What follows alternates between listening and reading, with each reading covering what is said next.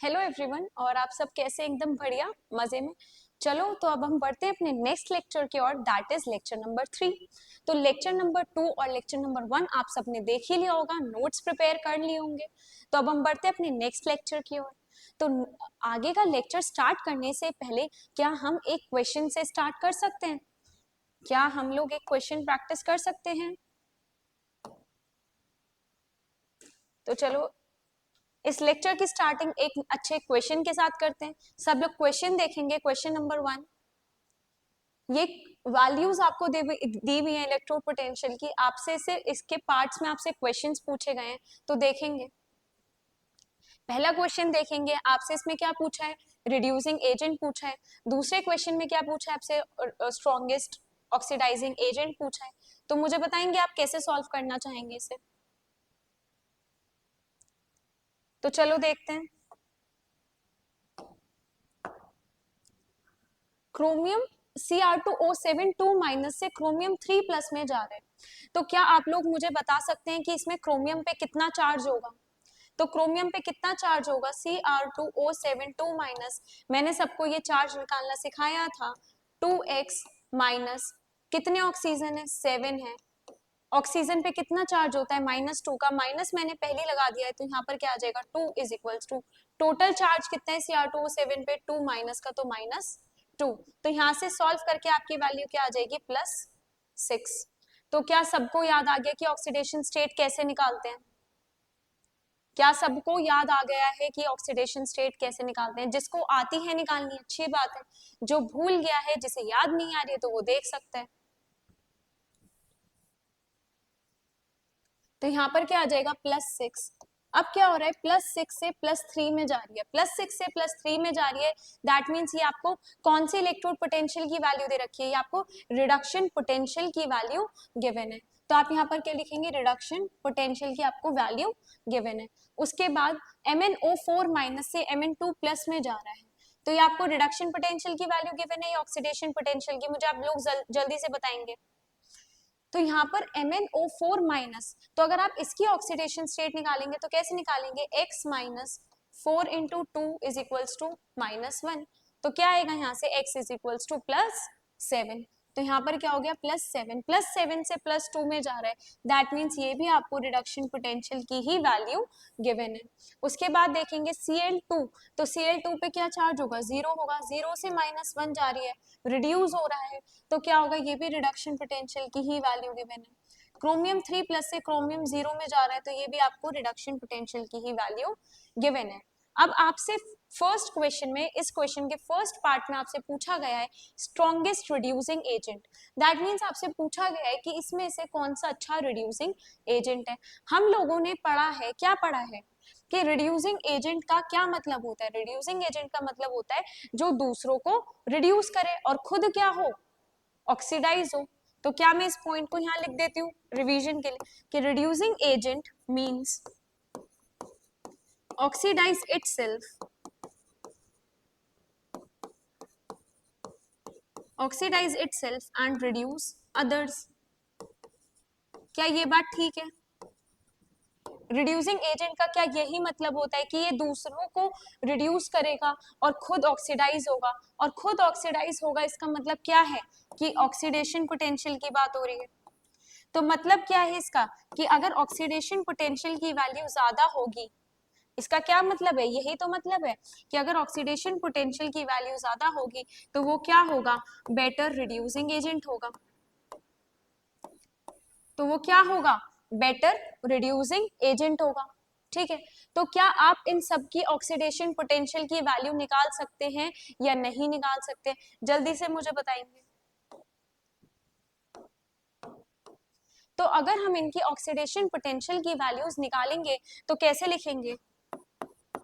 E not Cr2O7 2 minus से chromium 3 plus में जा रहा है, तो ऑक्सीडेशन पोटेंशियल कैसे लिखेंगे? क्रोमियम 3 प्लस से Cr2O7 2 माइनस में जा रहा है, तो इसका अगर आपको रिडक्शन पोटेंशियल की वैल्यू गिवन है और ऑक्सीडेशन पोटेंशियल की वैल्यू निकालनी है, तो क्या होगा? नेगेटिव का साइन आ जाएगा, तो -1.33 वोल्ट। ऐसी Mn के साथ होगा। क्या लिखेंगे, E naught is equals to Mn2 plus से किस में जा रहा है, MnO4 माइनस में जा रहा है, +7 में जा रहा है, तो ये भी ऑक्सीडेशन पोटेंशियल की वैल्यू है, तो इसमें क्या हो गई ऑक्सीडेशन पोटेंशियल की वैल्यू आपकी -1.51 वोल्ट। ठीक, उसके बाद ई नॉट Cl माइनस से Cl2 में जा रहा है, तो क्या होगा -1.36 वोल्ट, और क्रोमियम से क्रोमियम 3 प्लस में जा रहा है, तो क्या होगा, ये इसमें ऑलरेडी नेगेटिव में वैल्यू दे रखी है -0.74, आप क्या लिखेंगे पॉजिटिव में लिखेंगे 0.74 वोल्ट। तो क्या इतनी बात समझ आई, सबके ऑक्सीडेशन पोटेंशियल आप कैसे लिखेंगे, क्या सबको ये मेथड समझ आ गया। अब ऑक्सीडेशन पोटेंशियल की वैल्यूज आपकी आ गई है, आपको ये बात पता है कि अगर ऑक्सीडेशन पोटेंशियल वैल्यू ज्यादा होगी तो वो बेटर क्या होगा, रिड्यूसिंग एजेंट होगा, और अगर वो बेटर रिड्यूसिंग एजेंट होगा तो आंसर अब हमारा बताइए क्या होगा। तो ऑक्सीडेशन पोटेंशियल की इन सब में से वैल्यू किसकी ज्यादा है, किसकी ज्यादा वैल्यू है, क्रोमियम की वैल्यू ज्यादा है, किसकी वैल्यू ज्यादा है, क्रोमियम की वैल्यू ज्यादा है। तो ऑक्सीडेशन पोटेंशियल की जो क्रोमियम की वैल्यू दे रखी है वो पॉजिटिव में है, बाकी सारी नेगेटिव में है, तो इसकी वैल्यू ज्यादा है। तो अब आंसर क्या होगा आपका, मुझे आप लोग ये बताएंगे कि क्रोमियम होगा या क्रोमियम 3 प्लस होगा। इतना तो पता चल गया कि जो क्रोमियम का इलेक्ट्रोड पोटेंशियल होगा उसकी वैल्यू ज्यादा है ऑक्सीडेशन पोटेंशियल की, तो वही रिड्यूसिंग एजेंट अच्छे तरीके से बिहेव करेगा। बट कौन रिड्यूसिंग एजेंट की तरह बिहेव करेगा, क्रोमियम या क्रोमियम 3 प्लस।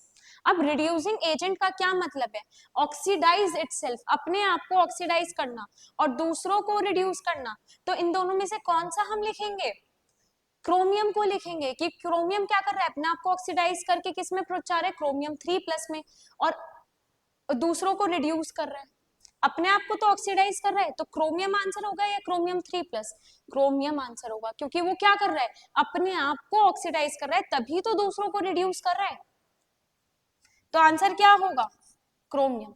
तो क्रोमियम इज योर आंसर। तो क्या इतनी बात समझ आई, तो क्या हमें ये ऑक्सीडेशन पोटेंशियल की वैल्यूज लिखने की जरूरत थी, या डायरेक्ट हम रिडक्शन पोटेंशियल से भी कर सकते थे, हम डायरेक्ट रिडक्शन पोटेंशियल से भी कर सकते थे, वो हम कैसे करते, आप लोगों को ये बात बहुत अच्छे से पता है, ये मैं आपको बता देती हूँ, आप लोगों को ये बात बहुत अच्छे से पता है कि अगर रिडक्शन पोटेंशियल की वैल्यू, क्या पता है आप लोगों को कि अगर ऑक्सीडेशन पोटेंशियल की वैल्यू ज्यादा है तो मतलब कि वो क्या है, बेटर रिड्यूसिंग एजेंट है, और अगर ऑक्सीडेशन पोटेंशियल की वैल्यू ज्यादा है तो इसका अपोजिट क्या मैं ये लिख सकती हूँ कि रिडक्शन पोटेंशियल की वैल्यू कम, और रिडक्शन पोटेंशियल की वैल्यू कम तो वो क्या होगा, बेटर रिड्यूसिंग एजेंट होगा। अब आप डायरेक्टली क्वेश्चन में देखेंगे कि सबसे कम वैल्यू किसकी है रिडक्शन पोटेंशियल में, -0.74, -0.74 की सबसे कम वैल्यू है, मतलब क्या होगा, रिड्यूसिंग एजेंट अब क्रोमियम 3 प्लस में से होगा या क्रोमियम में से होगा।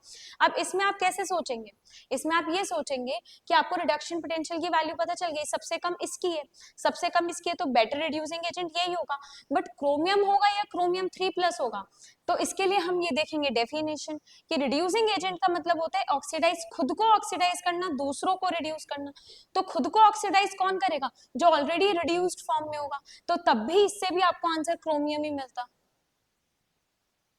और अगर आप बिल्कुल स्टेप बाय स्टेप चलेंगे और जैसा आपने पढ़ा है उसी हिसाब से अगर आप कैलकुलेट करना चाहते हैं तो वो इस मेथड से होगा।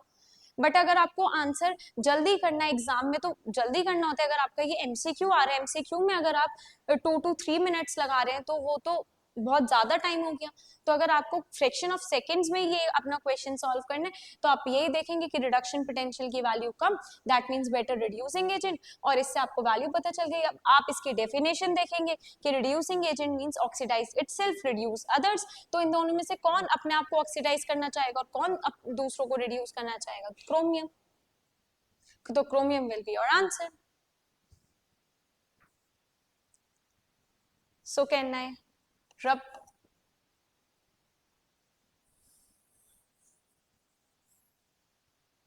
अब देखेंगे, अब नेक्स्ट क्वेश्चन देखेंगे, अब आपसे पूछा गया है स्ट्रॉन्ग ऑक्सीडाइजिंग एजेंट।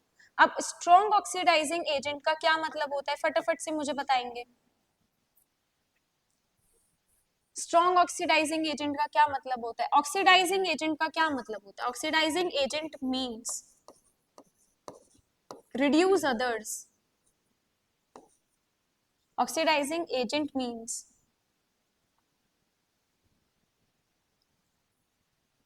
जो दूसरों को ऑक्सीडाइज करे और खुद रिड्यूस हो जाए.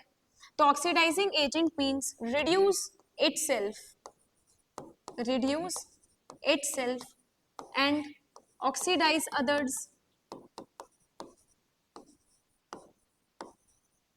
क्या यही इसका मतलब है कि ऑक्सीडाइजिंग एजेंट का मतलब क्या है? रिड्यूस इटसेल्फ, अपने आप को क्या करे? रिड्यूस करे, और दूसरों को क्या करे? ऑक्सीडाइज करे. तो इसका खुद को रिड्यूस करने का क्या मतलब है कि रिडक्शन पोटेंशियल की वैल्यू ज्यादा, और रिडक्शन पोटेंशियल की वैल्यू ज्यादा मतलब कि बेटर ऑक्सीडाइजिंग एजेंट. क्या इतनी बात आप सबको याद है? अब रिडक्शन पोटेंशियल की वैल्यूज आपको डायरेक्टली गिवन है.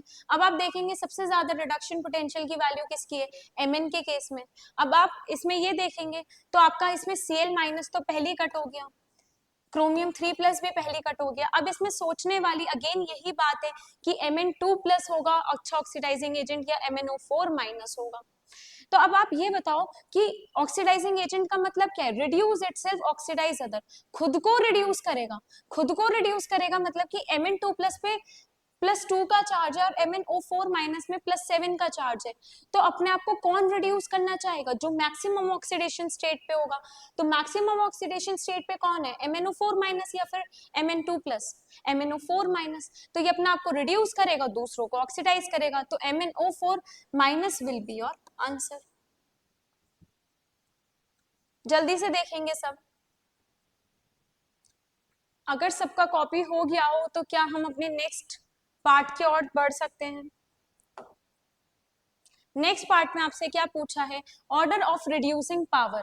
तो ऑर्डर ऑफ रिड्यूसिंग पावर पूछी है, दैट मीन्स कि इसका क्या मतलब है? अगर आपसे रिड्यूसिंग पावर पूछी है तो इसका क्या मतलब है कि रिड्यूसिंग एजेंट वाली ही बात है. और रिड्यूसिंग एजेंट, अगर रिड्यूसिंग पावर बोलो, रिड्यूसिंग एजेंट बोलो, मैंने बोला था दोनों के केसेस सेम ही रहेंगे. That means again oxidation potential की वैल्यू ज्यादा होनी चाहिए. अब आप लोग मुझे ये बताएंगे ऑक्सीडेशन पोटेंशियल की वैल्यू आप लोग पीछे से चेक करेंगे और मुझे बताएंगे इसमें सबसे ज्यादा किसकी थी? हमने किसकी देखी थी ऑक्सीडेशन पोटेंशियल की वैल्यू ज्यादा?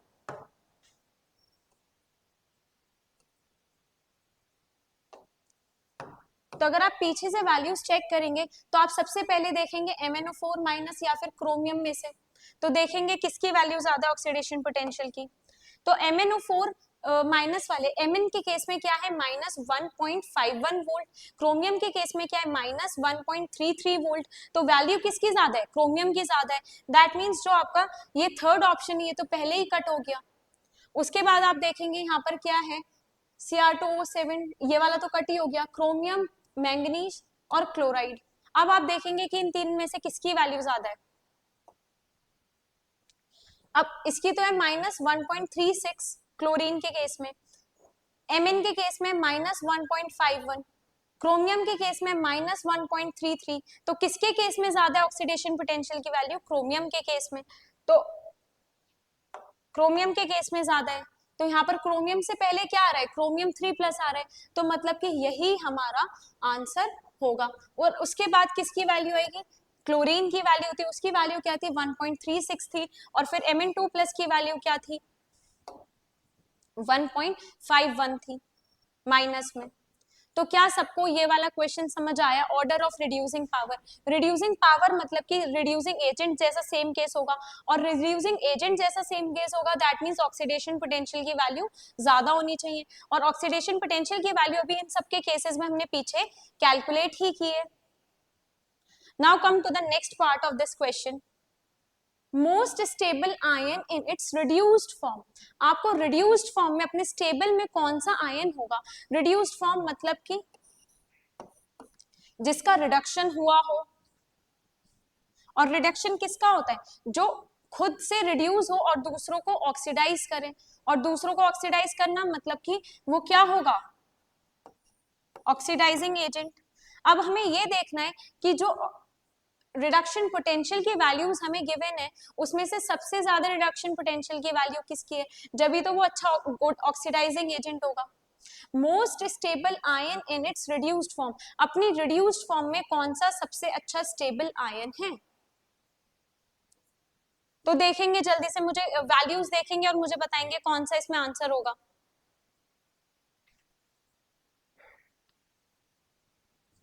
तो अगर ऑक्सीडाइजिंग एजेंट अच्छा है तो इसका क्या मतलब होगा कि रिडक्शन पोटेंशियल की वैल्यू ज्यादा।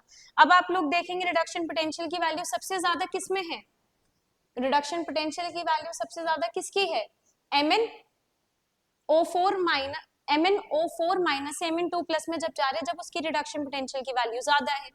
तो इसका मतलब क्या है कि Mn+7 से किस में जा रहा है? वो Mn2 प्लस में। रिडक्शन पोटेंशियल की वैल्यू तो ये ज्यादा है। अब अपने रिड्यूस्ड फॉर्म में कौन सा स्टेबल आयन है?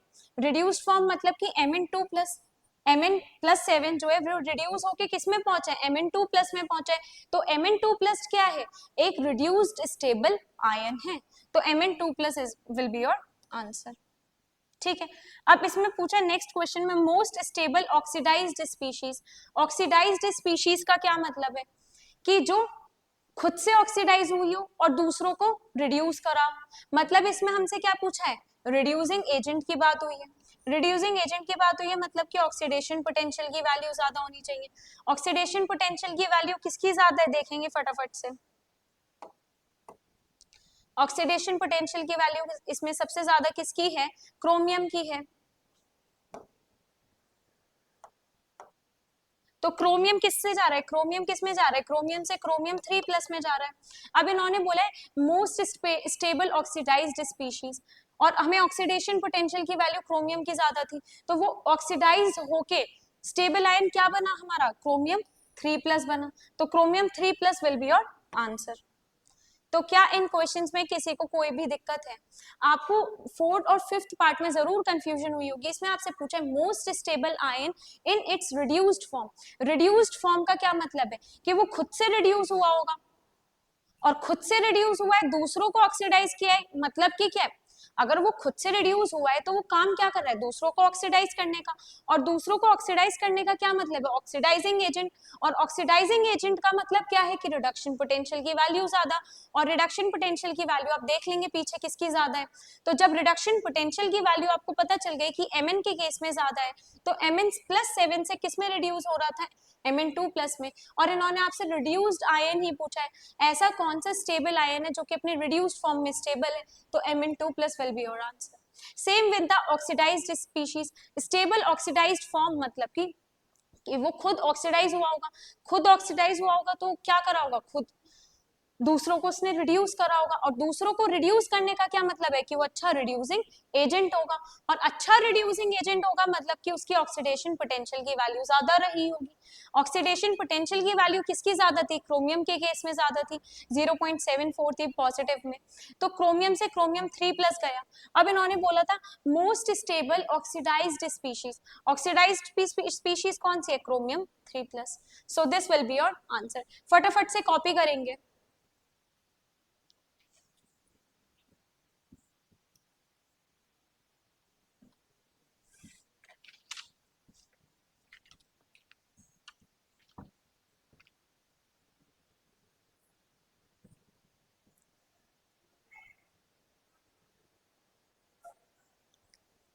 तो क्या सबका ये कॉपी कॉपी हो गया है? अगर ये सबका कॉपी हो गया है तो क्या अब हम अपने नेक्स्ट टॉपिक स्टार्ट कर सकते हैं, दैट इज नर्स्ट इक्वेशन। अब नर्स्ट इक्वेशन क्या होती है ये हम देखेंगे, और नर्स्ट इक्वेशन पढ़ने की हमें क्या जरूरत पड़ गई ये भी हम समझेंगे। तो नर्स्ट इक्वेशन हम क्यों पढ़ते हैं? अभी तक हमने जो इलेक्ट्रोड पोटेंशियल निकाला तो वो स्टैंडर्ड इलेक्ट्रोड पोटेंशियल निकाले थे। आपने किसकी वैल्यूज निकाली थी? अभी तक आपने जो निकाली थी ई नॉट सेल की वैल्यूज आप निकालना सीख रहे थे। और ई नॉट सेल की वैल्यू आप कैसे निकाल रहे थे? E naught of cathode minus E naught of anode. क्या आप लोग ऐसे ही निकाल रहे थे? और इसको आपने क्या बोला था? Standard EMF of the cell. Standard EMF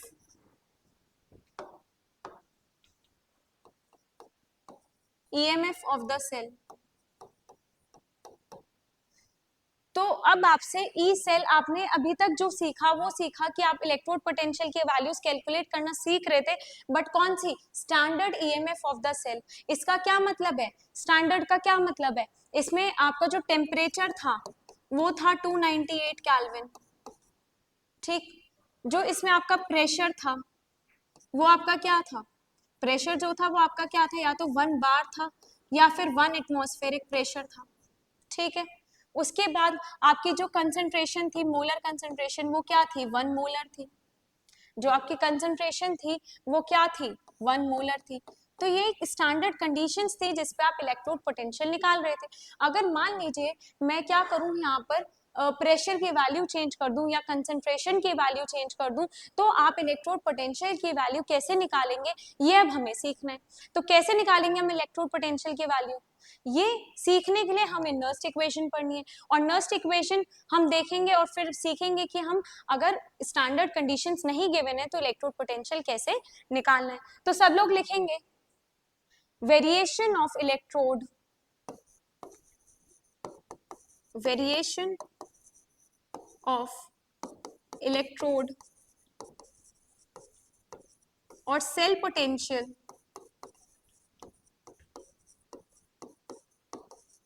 variation of electrode और cell potential with concentration, partial pressure,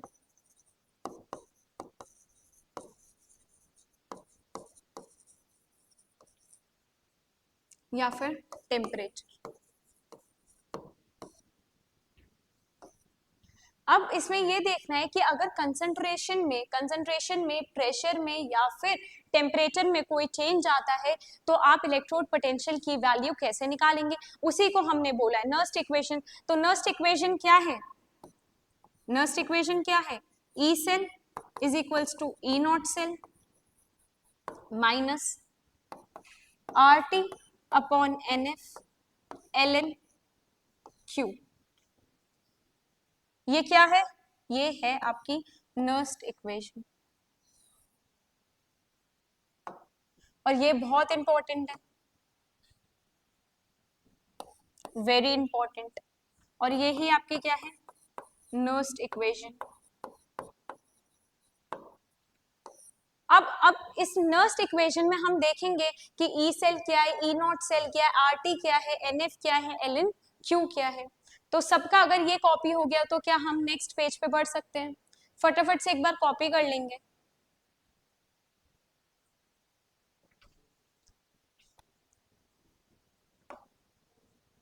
देखेंगे अब इक्वेशन क्या थी आपकी, नर्स्ट इक्वेशन क्या थी? ई सेल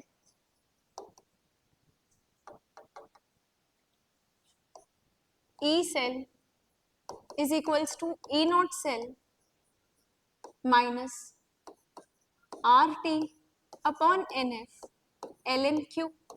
ये हमने पढ़ी थी, ये क्या थी आपकी नर्स्ट इक्वेशन। अब इसमें ये देखेंगे ई सेल क्या है, ये है EMF of the cell.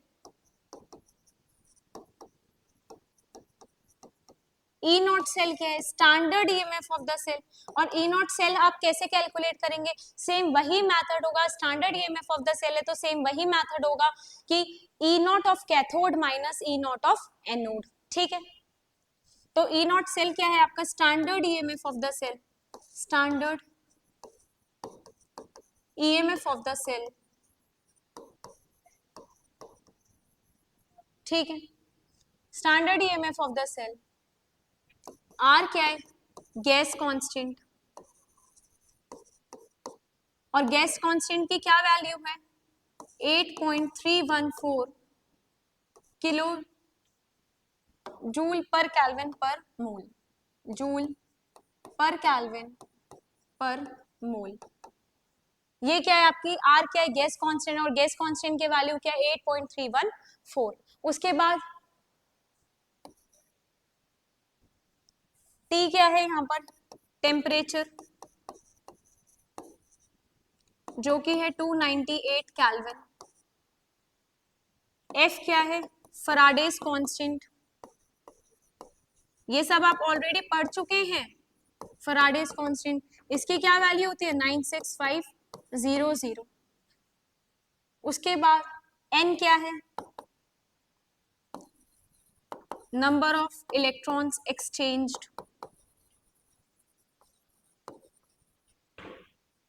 q क्या है, रिएक्शन कोएफिशिएंट,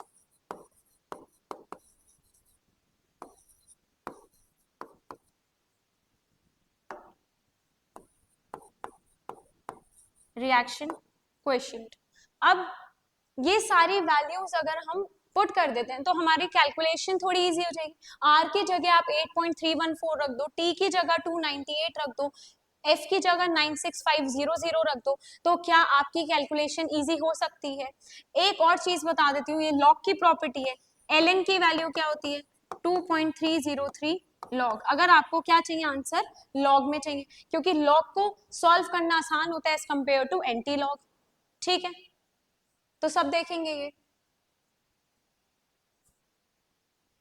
तो अगर आप ये सारी वैल्यूज पुट करते हैं तो आपका क्या क्या इक्वेशन बनेगी, E cell is equals to E naught cell minus 0.0591 upon N log Q. और ये वैल्यू आई कैसे, चलो ये इसको हम ढंग से लिख के देखते हैं कैसे आई आपकी वैल्यू। जो ई सेल है, नेक्स्ट पेज पे देख लेते हैं एक बार। अभी आपने वैल्यूज देखी, हमने क्या पढ़ा था, E cell is equals to E naught cell minus R T upon N F L N Q. ये आपने नर्स्ट इक्वेशन पढ़ी है, ठीक है, क्या आपने यही नर्स्ट इक्वेशन पढ़ी है। उसके बाद आपको वैल्यूज अब पता चल गई हैं, तो E cell is equals to E naught cell. हो सकता है क्वेश्चन में आपको ई नॉट सेल की वैल्यू डायरेक्टली गिवन है, और हो सकता है आपको E naught of cathode minus E naught of anode करके वैल्यू कैलकुलेट करनी पड़े, ठीक।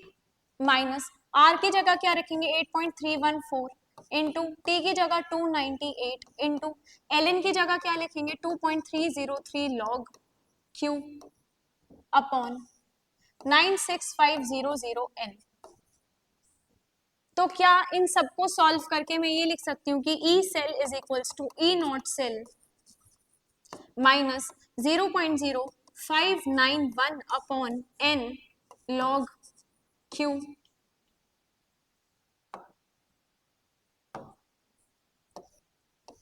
This will be your again Nernst equation. Nernst equation जो है वो तो ये है, बट जो आपको कैलकुलेशन में हेल्प करेगी, जो आपको कैलकुलेशन में यूज करनी है, वो ये वाली, क्योंकि कैलकुलेशन इससे ही तो इजी होगी, वरना आप बार बार सोचो ये वैल्यूज रखोगे फिर सॉल्व करोगे तो कितनी मुश्किल होगी आपको क्वेश्चन सॉल्व करने में, सारा टाइम इसी क्वेश्चन में निकल जाएगा, बाकी के क्वेश्चंस कब करोगे आप। तो देखेंगे और नोट करेंगे E cell is equals to E naught cell minus 0.0591 upon N log Q. और ई सेल क्या है, ये बार बार मैं बता रही हूँ, ये ईएमएफ ऑफ द सेल है, ये क्या है, ईएमएफ ऑफ द सेल है जो हमें निकालना होता है।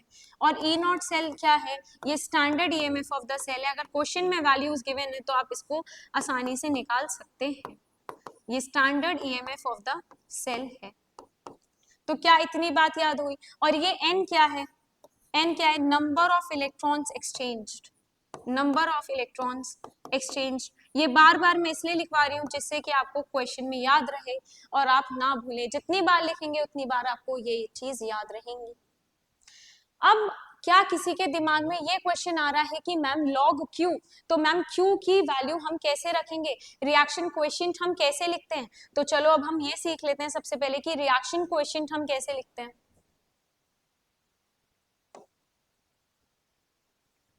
फॉर एग्जाम्पल आपको कोई इक्वेशन दे रखी है, A plus B gives C plus D. अब आपको क्या करना है, इसका रिएक्शन कोएफिशिएंट लिखना है। तो कैसे लिखेंगे, Q इज इक्वल्स टू, जो आपको प्रोडक्ट में दे रखा होता है वो, उसका स्टोक्योमेट्रिक कोफिशिएंट, तो प्रोडक्ट का प्रोडक्ट अपॉन प्रोडक्ट का स्टोक्योमेट्रिक कोफिशिएंट। अपॉन रिएक्टेंट का स्टोक्योमेट्रिक कोफिशिएंट।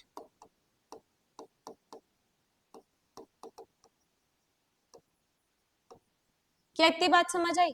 तो आपको प्रोडक्ट का स्टोक्योमेट्रिक कोफिशिएंट लिखना होता है और रिएक्टेंट का स्टोक्योमेट्रिक कोफिशिएंट लिखना होता है। तो ये कैसे लिखेंगे? Q is equals to, product में क्या है C और D, तो C क्या है आपकी इसको ब्रैकेट, और ये जो स्क्वायर ब्रैकेट्स होते हैं इसका क्या मतलब होता है? ये कंसंट्रेशन को रिप्रेजेंट करता है।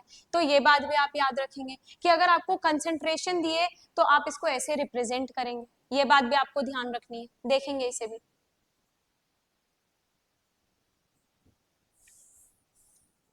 अब सी प्रोडक्ट क्या है आपका, सी में इसका स्टोक्योमेट्रिक कोफिशिएंट क्या जाएगी? पावर में, तो पावर में क्या लिखेंगे? Small C into capital D, फिर इसका stoichiometric coefficient small D upon reactant. Reactant में क्या है?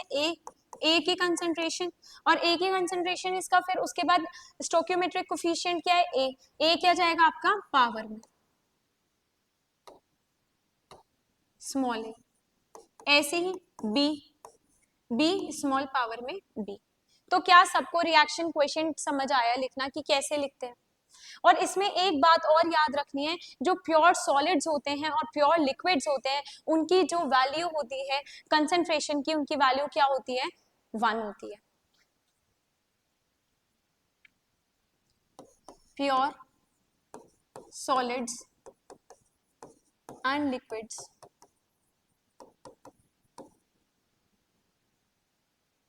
क्या होती है वैल्यू? इसकी यूनिटी होती है, दैट मीन्स 1 होती है।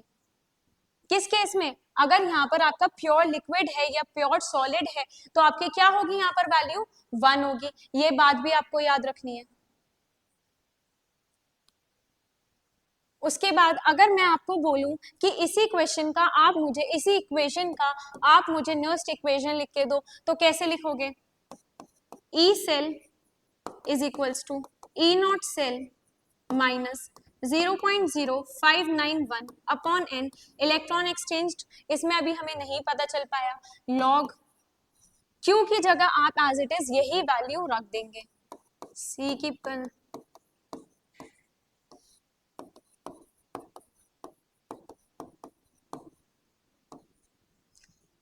क्या सबको ये समझ आया? फटाफट से सब कॉपी करेंगे।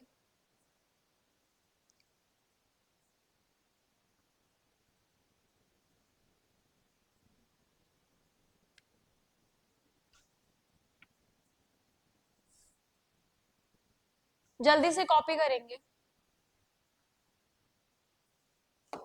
चलो एक एग्जांपल से समझते हैं। अब फॉर एग्जांपल आपको एक सेल, डेनियल सेल ले लेते हैं। चलो डेनियल सेल तो सबको ही पता है क्या होता है। अब डेनियल सेल पे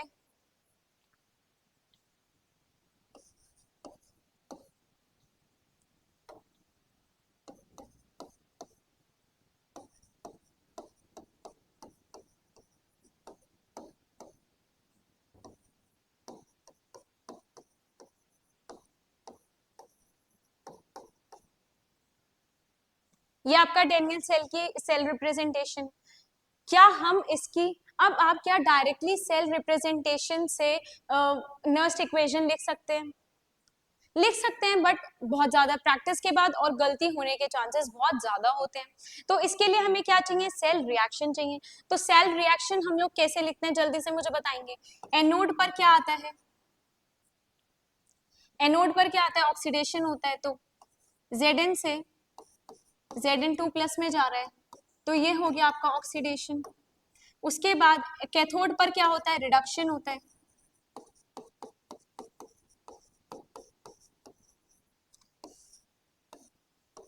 क्या सेल रिएक्शन लिखने का यही मेथड है? तो क्या आएगा? Zn solid plus copper 2 plus aqueous gives Zn2 plus aqueous plus copper solid. क्या ये मेरी सेल रिएक्शन है कि नहीं? ये क्या है? आपकी सेल रिएक्शन। आपने सेल रिएक्शन लिख ली। अब इस सेल रिएक्शन से ही आप क्या लिख सकते हैं, नर्स्ट इक्वेशन में क्वेश्चन की वैल्यू पुट कर सकते हैं, लॉग क्यू की वैल्यू जो हमें रखनी होती है, और इससे ही हमें नंबर ऑफ इलेक्ट्रॉन्स एक्सचेंज्ड कितने हुए वो पता चलेगा। तो E cell is equals to E naught cell minus 0.0591 upon n log Q। तो यहां से क्या आएगा, E cell is equals to E naught cell minus 0.0591 upon n। n की वैल्यू क्या होगी, नंबर ऑफ इलेक्ट्रॉन्स एक्सचेंज, तो कितने हो रहे हैं, एनोड पर भी दो इलेक्ट्रॉन एक्सचेंज हुए, कॉपर के केस में कैथोड में भी 2 इलेक्ट्रॉन एक्सचेंज हुए, तो क्या होगा number of electron exchange 2 log Q. और क्यू हमने क्या बताया था, क्या होता है, क्यू की अगर वैल्यू लिखेंगे तो क्या होता है, प्रोडक्ट अपॉन रिएक्टेंट, तो प्रोडक्ट में क्या है Zn2 plus,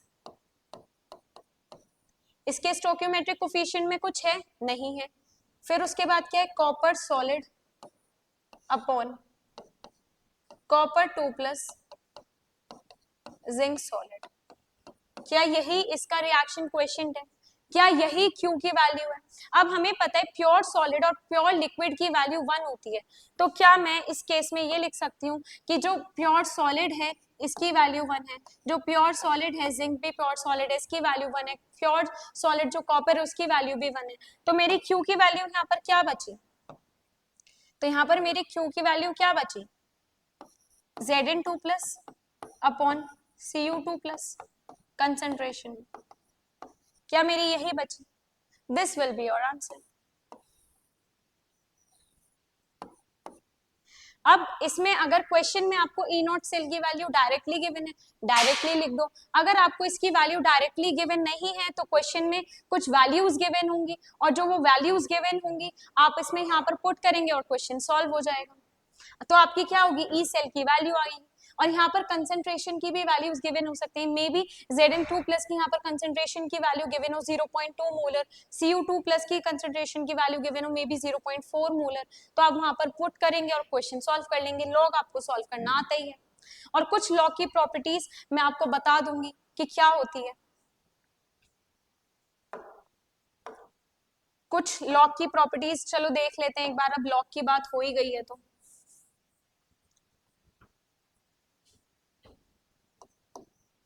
log A B, log A B लिखा है मतलब मल्टीप्लीकेशन में तो आप इसको क्या लिख सकते हैं, लॉग ए प्लस लॉग बी, ठीक। उसके बाद अगर आपको दे रखा है लॉग ए अपॉन बी, तो डिवाइड में इसको कैसे लिखते हैं, लॉग ए माइनस लॉग बी, ये वाली चीज आपके क्वेश्चन में काम आ सकती है कि लॉग ए अपॉन बी दे रखा है तो लॉग ए माइनस लॉग बी, इसको आप सीधी लाइन में कैसे लिखेंगे।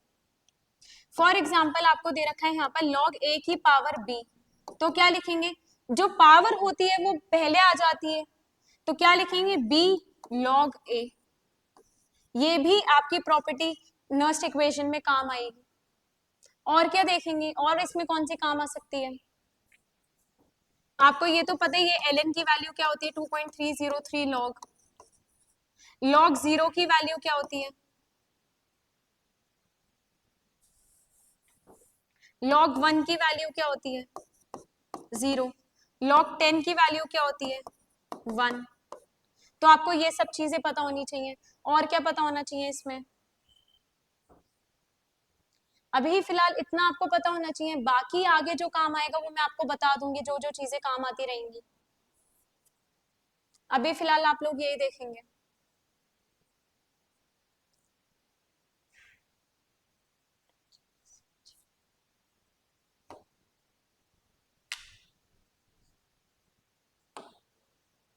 अब क्या आप लोगों को नर्स्ट इक्वेशन समझ आई, नर्स्ट इक्वेशन हमने पढ़ी थी क्या होती है, E cell is equals to E naught cell minus R T upon N F ln Q, ये हमने पढ़ा था।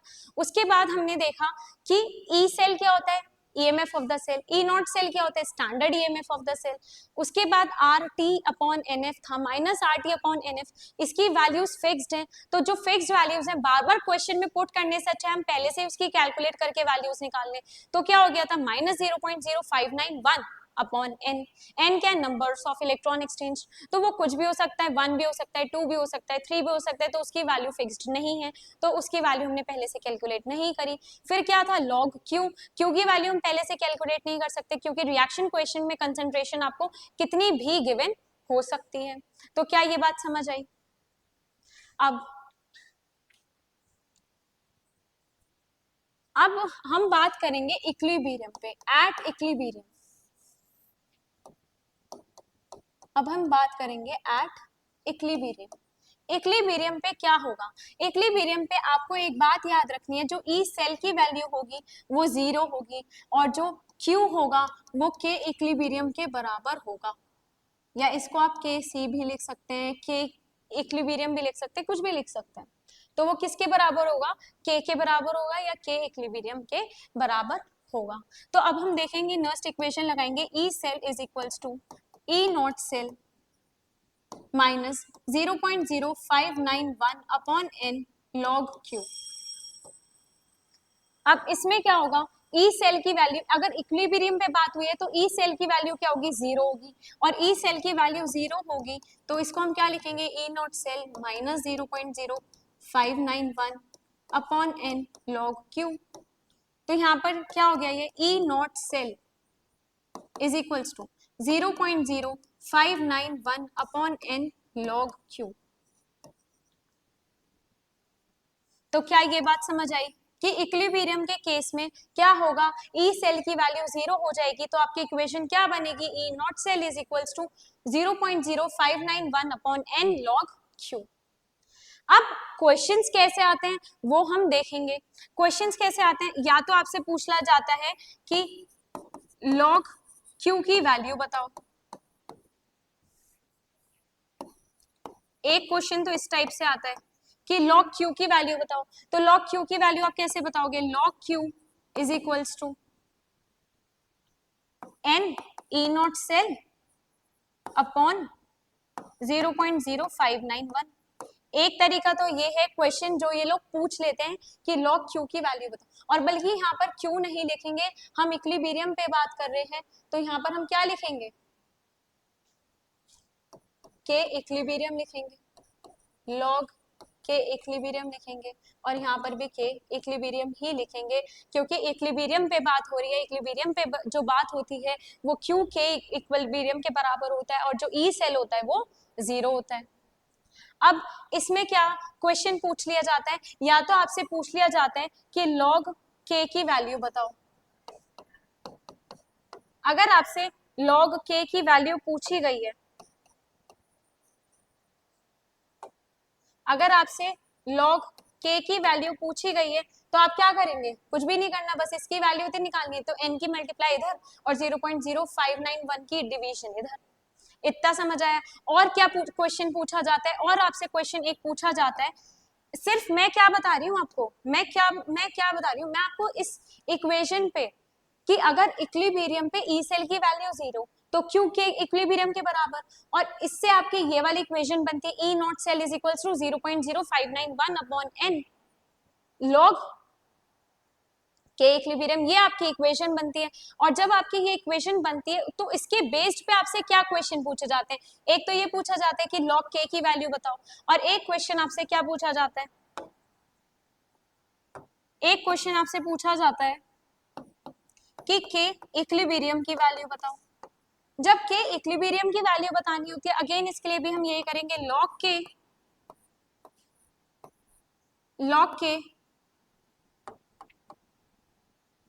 Is equals to N E naught cell upon 0.0591।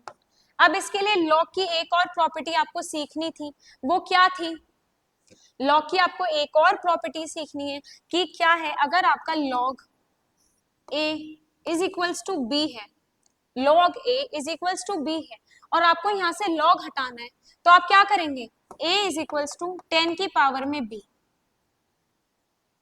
अगर आपको लॉग हटाना है तो क्या करेंगे कि a is equals to 10 to the power में b। ये आपकी लॉग की प्रॉपर्टी है, यही प्रॉपर्टी अब हम आगे लगाएंगे। तो ये हमें लॉग हटाना है तो क्या करेंगे, k इज इक्वल्स टू 10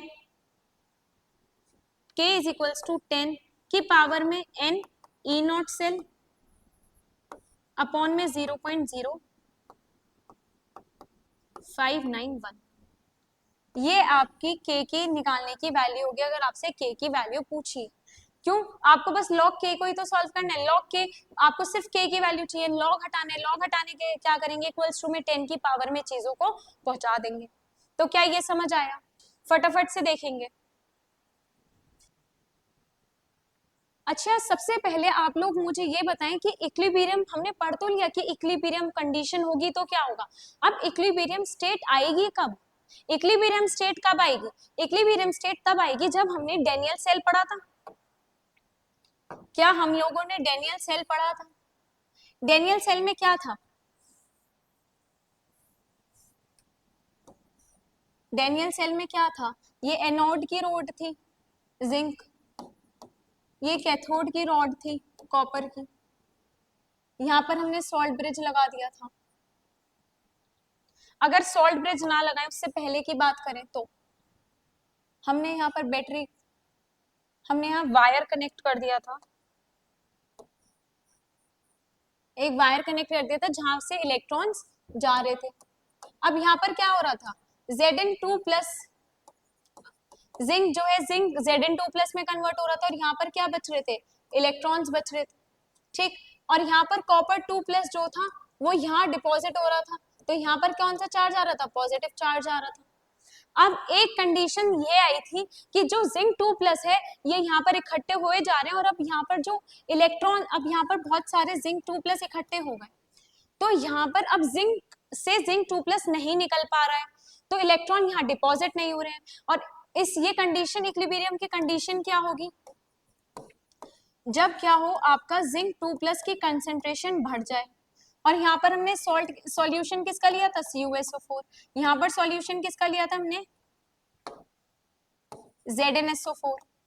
तो जो आपने CuSO4 का यहाँ पर सॉल्यूशन लिया था तो क्या था उसमें, SO4। अब Cu2 प्लस तो क्या था, डिपॉजिट हो रहे थे कॉपर पे, यहाँ पर क्या थी, SO4 2 माइनस की कंसेंट्रेशन बढ़ रही थी, ये तो हो रहा था। अब जब Zn2 प्लस की कंसेंट्रेशन बढ़ रही है तो इलेक्ट्रॉन डिपॉजिट नहीं हो रहे, इलेक्ट्रॉन डिपॉजिट नहीं हो रहे हैं तो वो फ्लो भी नहीं कर रहे हैं, और जब इलेक्ट्रॉन्स फ्लो नहीं कर रहे हैं तो मतलब कि जो आपका सिस्टम है जो करंट प्रोड्यूस कर रहा है वो बंद हो गया। और जब आपका करंट प्रोड्यूस होना बंद हो गया तो ये कौन सी आ गई, ये आपकी इक्विलिब्रियम स्टेट आ गई। ये आपकी कौन सी स्टेट आ गई, इक्विलिब्रियम स्टेट। तो इक्विलिब्रियम स्टेट अगर आ गई तो उसमें क्या होगा, जो आपकी वोल्टेज थी, जो आप सेल पोटेंशियल की आप जो वोल्टेज देखेंगे वोल्ट मीटर में, वो क्या हो गई थी, कुछ टाइम बाद वो कम होनी स्टार्ट हो गई, और कम होते होते वो क्या हो गई, जीरो हो गई। इसलिए ही हम बोलते हैं कि यहाँ पर जो ई सेल की वैल्यू होती है वो जीरो हो जाती है। तो क्या सबको ये बात समझ आई कि इक्विलिब्रियम कंडीशन कब आई थी?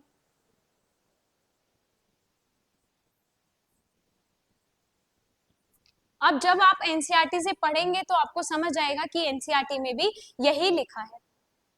जल्दी से कॉपी करेंगे, कॉपी करेंगे।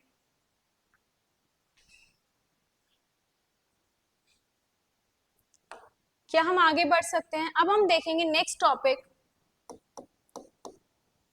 दैट इज रिलेशन बिटवीन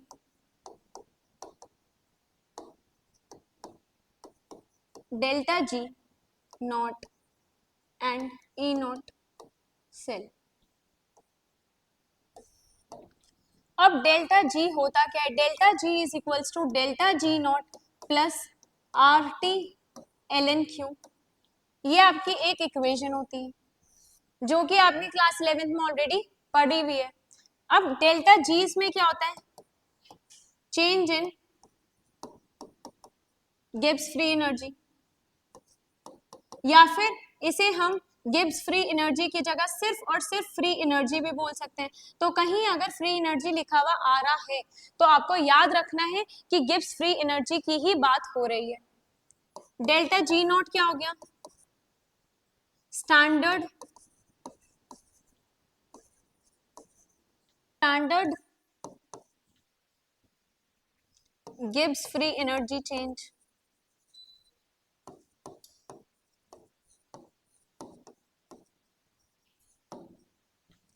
और टी क्या है, आर क्या है यहाँ पर, गैस कांस्टेंट, टी क्या है, टेम्परेचर, और क्यू क्या है, रिएक्शन कोएफिशिएंट।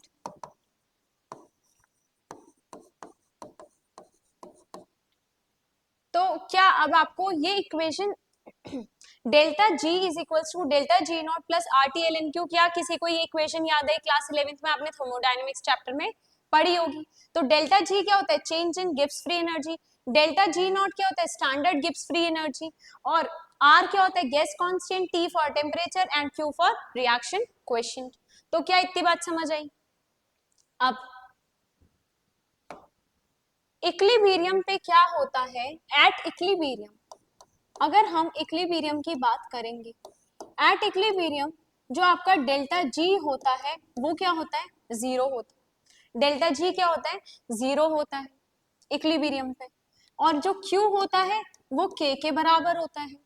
ठीक, तो अब इसमें क्या होगा, जो delta G is equals to delta G naught plus R T L N Q, आपने जो इक्वेशन पढ़ी थी, इसको अगर आप इक्विलिब्रियम के टर्म्स में लिखेंगे तो क्या आएगा, delta G naught is equals to minus R T L N K.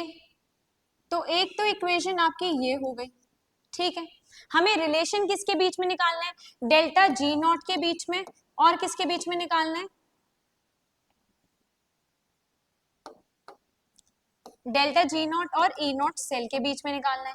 तो इसके लिए क्या करनी पड़ेगी, हमें ई नॉट सेल की भी इक्वेशन लिखनी पड़ेगी। तो E cell is equals to E naught cell minus R T upon N F L N Q.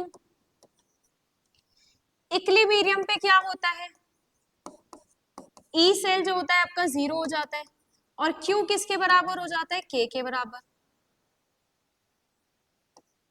और ये ई सेल क्या हो जाता है, जीरो हो जाता है। तो ये क्या होगा, E naught cell is equals to R T upon N F L N K. क्या ये समझ आई। अब n F E naught cell is equals to R T L N K. तो ये हो गई आपकी इक्वेशन 2। अगर आपको इक्वेशन 1 और इक्वेशन 2 इक्वल रखनी हो तो क्या होगा, अगर आप इक्वेशन 1 और इक्वेशन 2 को इक्वल रखते हैं तो क्या होगा, minus delta G naught is equals to, एक इक्वेशन आपकी क्या आई थी, एक इक्वेशन आपकी आई थी delta G naught is equals to minus R T L N K, ये आई थी आपकी इक्वेशन 1। इक्वेशन 2 आपकी क्या आई थी, N F E naught cell is equals to R T L N K, एक इक्वेशन आपकी ये आई थी। तो अगर मैं इन दोनों को इक्वल करूं बाय कंपेयरिंग, ऑन कंपेयरिंग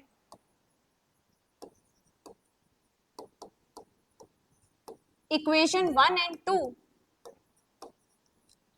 तो कैसे कंपेयर करेंगे, डेल्टा जी नॉट माइनस में is equals to N F E naught cell.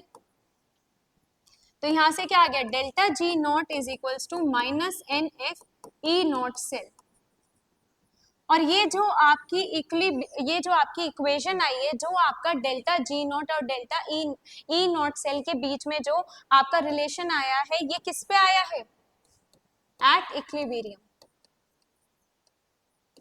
ये आपकी इक्वेशन किस पे है, at equilibrium, delta G naught is equals to minus N F E naught cell.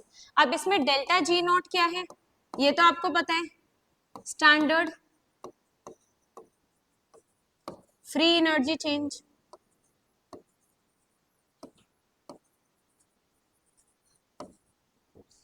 N क्या है यहाँ पर, number of electron exchanged, number of electron exchanged, और ई नॉट क्या है, standard EMF of the cell.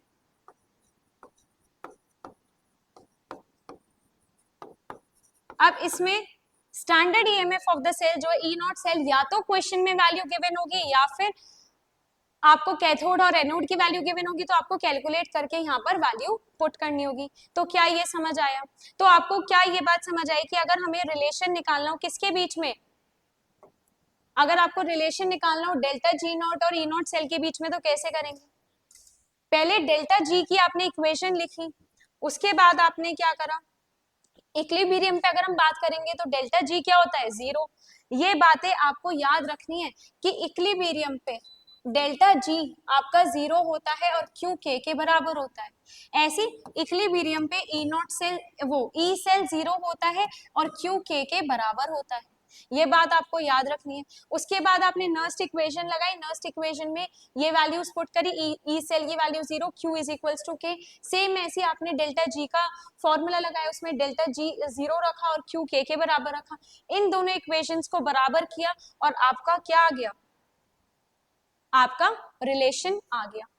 तो फटाफट से कॉपी करेंगे। सबका ये कॉपी हो गया हो तो नेक्स्ट टॉपिक की ओर बढ़ते हैं।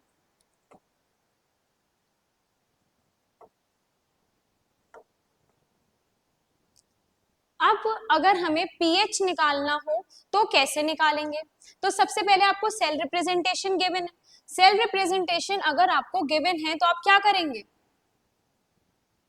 आप सबसे पहले सेल रिएक्शन लिखेंगे, तभी तो आप क्या कर पाएंगे, नर्स्ट इक्वेशन अप्लाई कर पाएंगे। तो देखेंगे फटाफट से, ये एप्लीकेशन ऑफ नर्स्ट इक्वेशन का ही पार्ट है, एट इक्विलिब्रियम वाला भी और फाइंडिंग पीएच वाला भी। ठीक है, अब देखेंगे इसमें एनोड पर क्या होता है, एनोड पर क्या होता है, ऑक्सीडेशन होता है। तो एनोड पर हम क्या करेंगे, ऑक्सीडेशन करेंगे।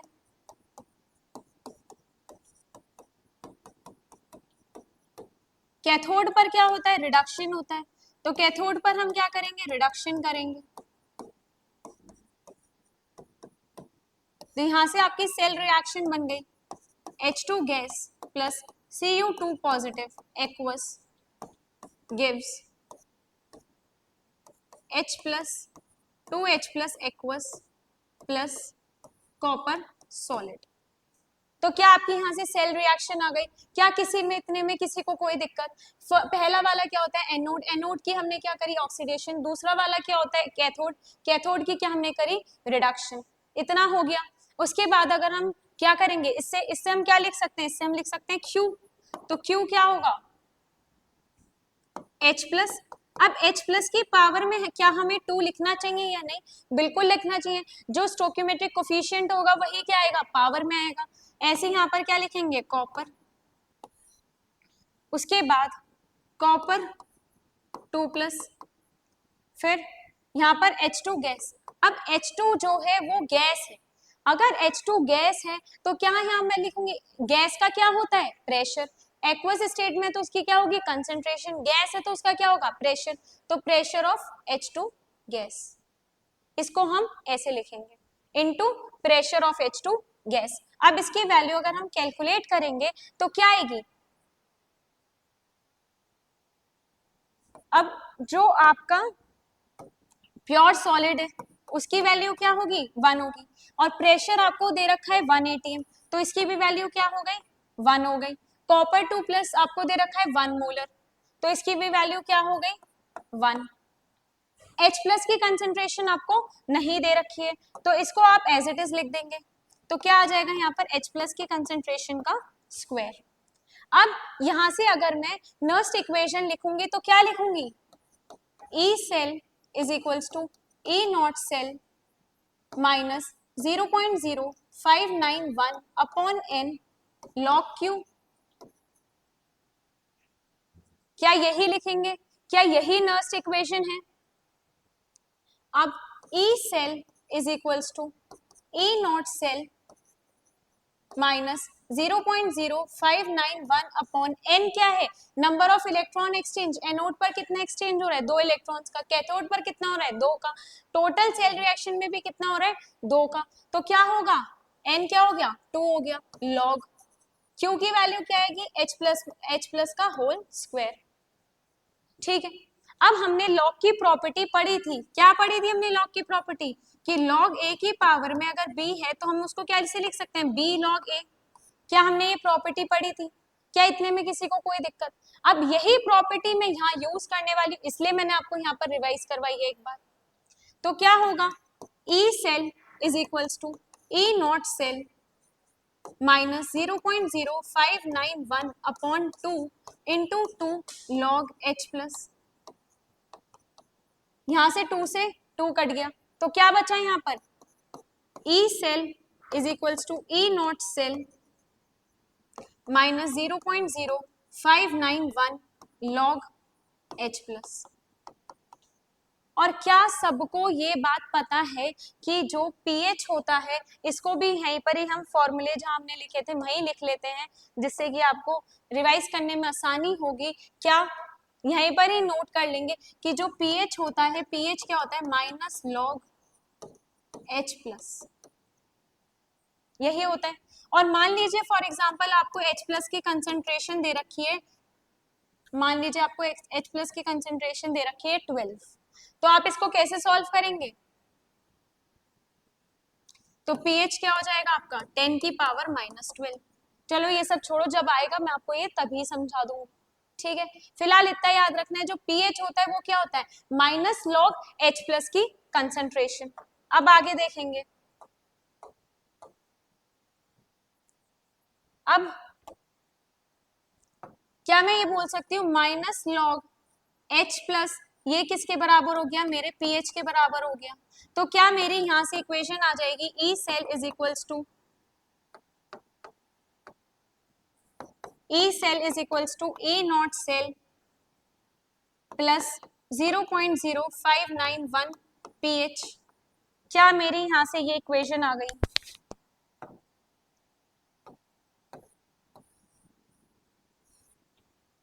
क्या सबको समझ आया कि अगर pH की वैल्यू डायरेक्टली गिवन हो तो आप क्या रखेंगे और कैसे कैलकुलेट करेंगे?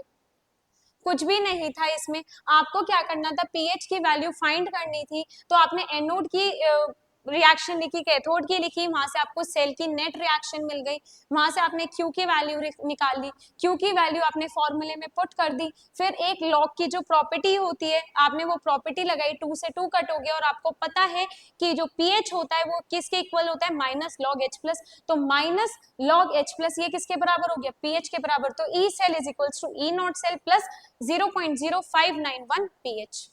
फटाफट से कॉपी करेंगे,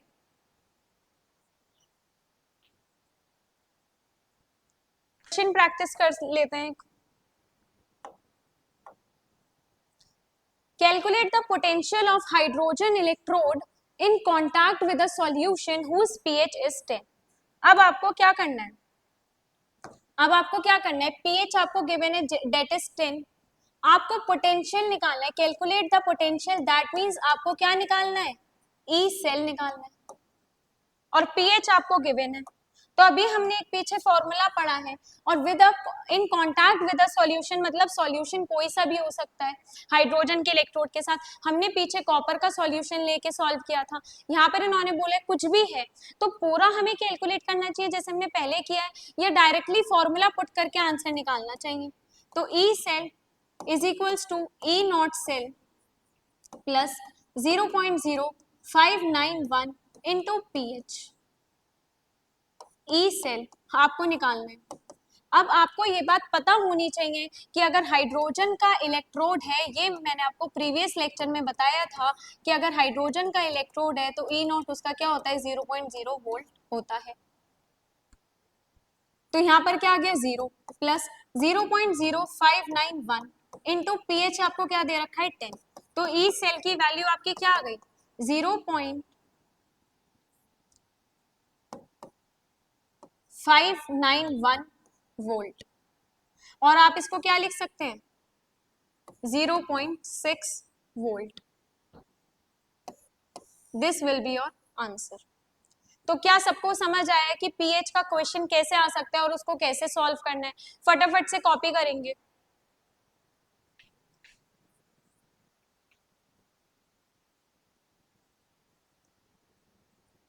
अगर सबका ये वाला क्वेश्चन हो गया हो तो क्या हम नेक्स्ट क्वेश्चन देख सकते हैं? Now come to the next question, और देखेंगे इसमें आपको क्या गिवन है और क्या कैलकुलेट करना है। आपको ई सेल निकालना है, ठीक है। आपको रिएक्शन गिवन है और बोला है कि K equilibrium has found to be 10 to the power 12, मतलब कि K इक्विलिब्रियम की वैल्यू आपको दे रखी है 10 की पावर 12, आपको E नॉट सेल निकालना है। इक्विलिब्रियम की बात हुई है, दैट मीन्स इसका क्या मतलब है, इक्विलिब्रियम की बात हुई है तो E सेल आपका क्या रहा होगा, 0 रहा होगा। तो अब लगाएंगे equation, E cell is equals to E naught cell minus 0.0591 upon n log q, और log q किसके बराबर होता है, k के बराबर होता है। ये बात आपको पता ही है, q किसके बराबर होता है, k के बराबर होता है। तो ये क्या आ गया, log k। अब E नॉट, अब E सेल क्यों होता है, इक्विलिब्रियम पे 0 होता है। E नॉट सेल आपको निकालना है 0.0591 अपॉन n। n क्या है आपके, यहाँ पर कितने नंबर ऑफ इलेक्ट्रॉन्स का एक्सचेंज हो रहा है, 2 नंबर ऑफ। अब A से A2 प्लस में जा रहा है, B प्लस से B में जा रहा है, पर B प्लस कितने हैं, 2 हैं, तो 2 इलेक्ट्रॉन्स का ओवरऑल 2 इलेक्ट्रॉन्स का एक्सचेंज हो रहा है। तो यहाँ पर क्या हो गया, 2 log k, k की वैल्यू आपको क्या दे रखी है, 10 की पावर 12, ठीक है। तो E नॉट सेल क्या होगा, E naught cell is equals to 0. क्या मैं 0.059 को 0.06 लिख सकती हूँ कैलकुलेशन इजी करने के लिए, तो 0.06 अपॉन 2 log 10 की पावर 12, तो E naught cell is equals to 0। अब 0.06 से डिवाइड करेंगे 2 को तो क्या आएगा, 0.03 इंटू 12 log 10। अब देखो क्या, जो ये वाली है log 10 की पावर 12, इसको मैंने लिखा 12 log 10, और log 10 क्या होता है 1, तो 12 इंटू 1, आंसर क्या आ गया 12। किसका आंसर आया, ये log 10 की पावर 12 का आंसर क्या आया 12। और ये कैसे आया, जो मैंने आपको प्रॉपर्टी बताई थी log a की पावर में b, उसको मैं कैसे लिख सकती हूँ, b log a, इसी को यहाँ पर मैंने अप्लाई करा है। क्या अब किसी को कोई भी कंफ्यूजन है, तो अगर आपको ये समझ आ गया हो तो डायरेक्टली क्या मैं यहाँ पर लिख सकती हूँ 0.03 इंटू 12, क्योंकि log 10 क्या होता है 1 होता है, तो मेरा आंसर क्या आ गया 0.36 volt will be your answer. क्या सबको ये क्वेश्चन समझ आया?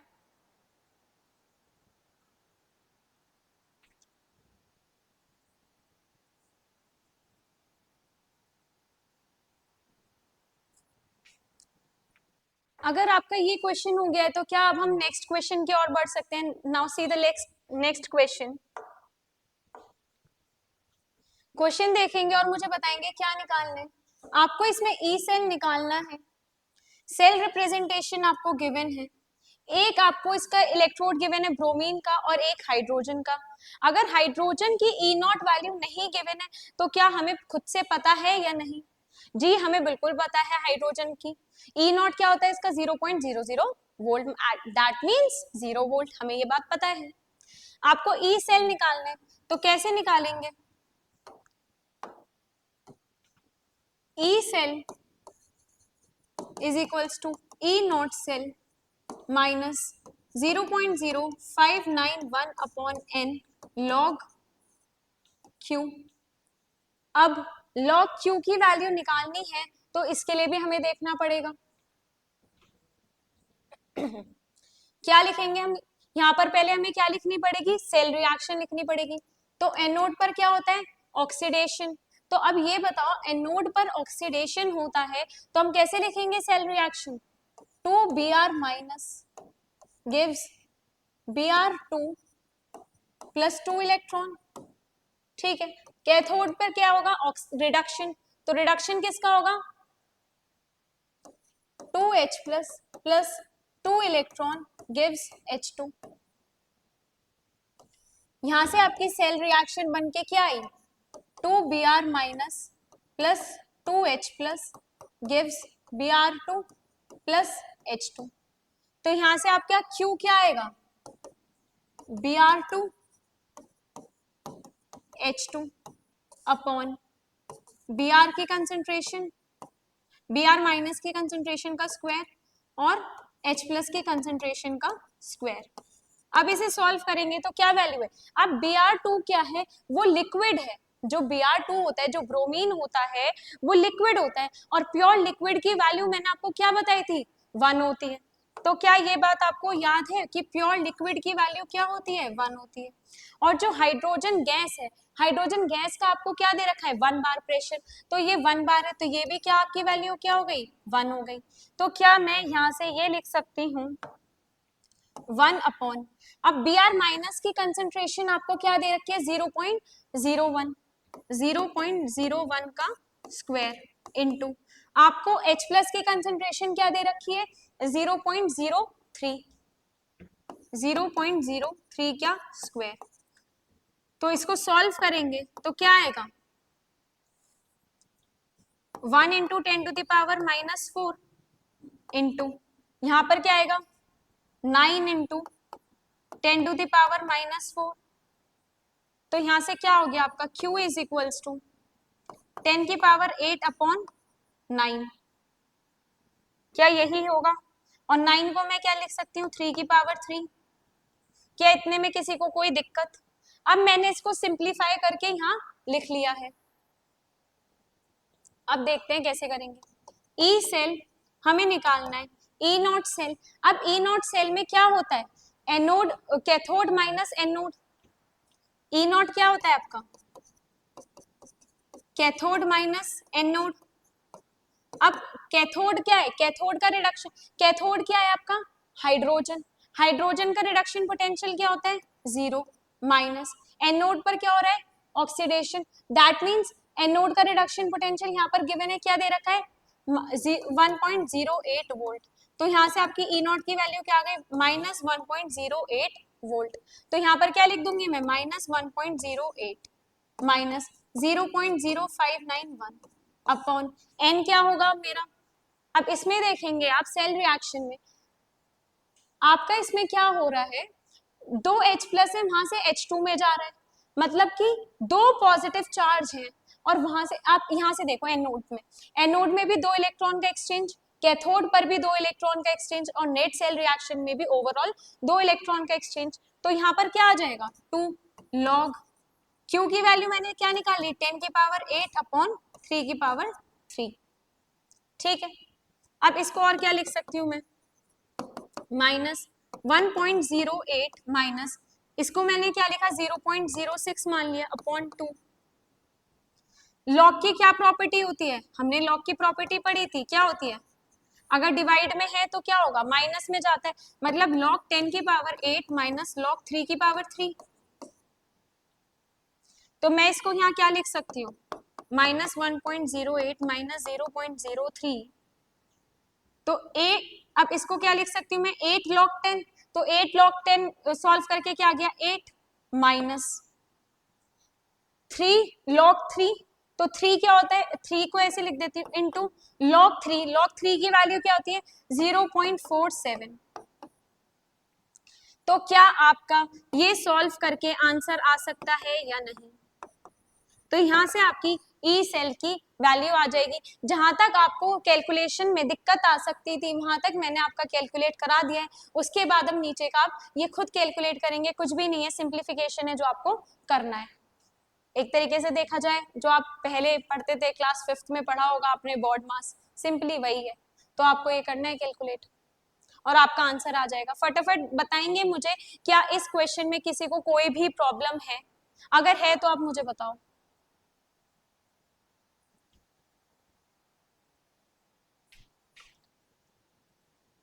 अगर ये क्वेश्चन हो गया हो तो हम अपने नेक्स्ट क्वेश्चन की ओर बढ़ सकते हैं क्या? Now come to the next question. Delta G naught आपको निकालना है, और ये सारे क्वेश्चंस जो हम कर रहे हैं सारे एनसीईआरटी बेस्ड है। सारे एनसीईआरटी में क्वेश्चन, एनसीईआरटी के ही हमने अभी तक क्वेश्चंस करे हैं। ठीक है। अब इसके बाद जो भी आपके इंटेक्स्ट हैं, आपके जो एग्जाम्पल्स हैं, आप एक बार उनको कैलकुलेट करेंगे, आप उनकी प्रैक्टिस करेंगे। सारे टाइप के क्वेश्चंस मैंने वीडियो में कवर कर दिए हैं। ठीक है। अब आप ये क्वेश्चन देखेंगे, डेल्टा जी नॉट आपको निकालना है, डेल्टा जी नॉट आपको निकालना है। ठीक है। और आपको ई नॉट की वैल्यूज गिवन है। अगर ई नॉट की वैल्यू गिवन है तो क्या हम यहां से पहले ही ई नॉट निकाल लें? अब E naught cathode, reduction potential of किसका? कैथोड का, माइनस रिडक्शन पोटेंशियल किसका? एनोड का। अब इसमें से मुझे ये बताएंगे एनोड कौन है और कैथोड कौन है। कैथोड पर क्या होता है, रिडक्शन होता है। तो कैथोड कौन सा हुआ, सेल रिएक्शन से ही हम बता सकते हैं, जरूरी नहीं आप इसको एनोड और कैथोड में डिवाइड करो। तो अब सेल रिएक्शन आपको गिवन है, तो यहाँ पर किसका रिडक्शन हो रहा है, कैडमियम का रिडक्शन हो रहा है। कैडमियम 2+ से किस में जा रहा है, रिडक्शन किसका हो रहा है, कैडमियम का। तो कैडमियम 2+ से किस में जा रहा है, कैडमियम में। तो ये क्या होगा, रिडक्शन किस पे होता है, कैथोड पर। ऑक्सीडेशन किस पे होता है, एनोड पर। तो क्या अब हमें पता चल गया कि एनोड की इलेक्ट्रोड कौन है और कैथोड पर इलेक्ट्रोड कौन है। तो कैथोड पर हम देखेंगे कैडमियम की रिडक्शन पोटेंशियल की वैल्यू। तो कैडमियम की रिडक्शन पोटेंशियल की वैल्यू आपको क्या गिवन है,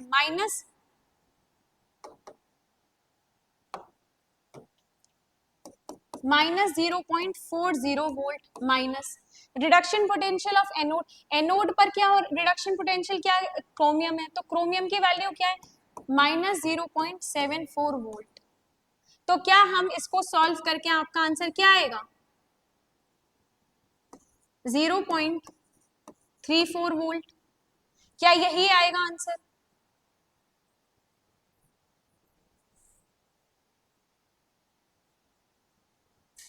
जल्दी से बताएंगे।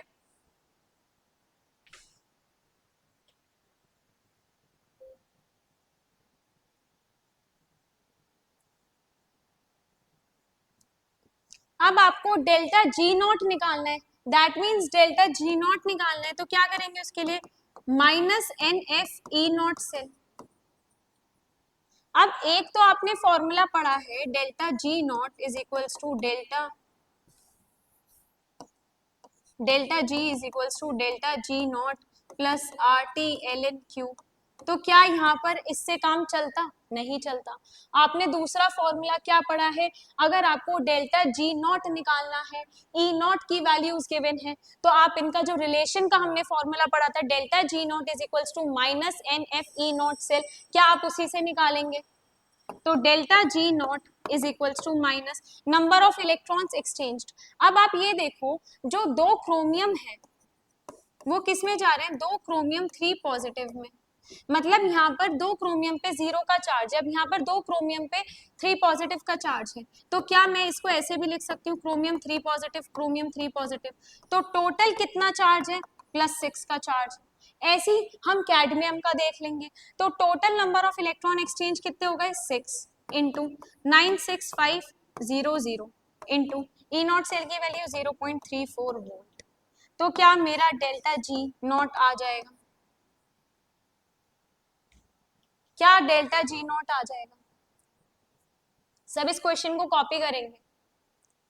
क्या आज का लेक्चर आपको समझ आए कि हम नर्स्ट इक्वेशन निकालनी क्यों सीखते हैं, नर्स्ट इक्वेशन कहाँ कहाँ एप्लीकेबल होती है, नर्स्ट इक्वेशन की क्या क्या एप्लीकेशन है, एक तो इक्विलिब्रियम फाइंड करने में और पीएच फाइंड करने में, ये हमने पढ़ा। हमने क्वेश्चन प्रैक्टिस भी कर ली। तो क्या किसी को कोई प्रॉब्लम हुई आज के लेक्चर में।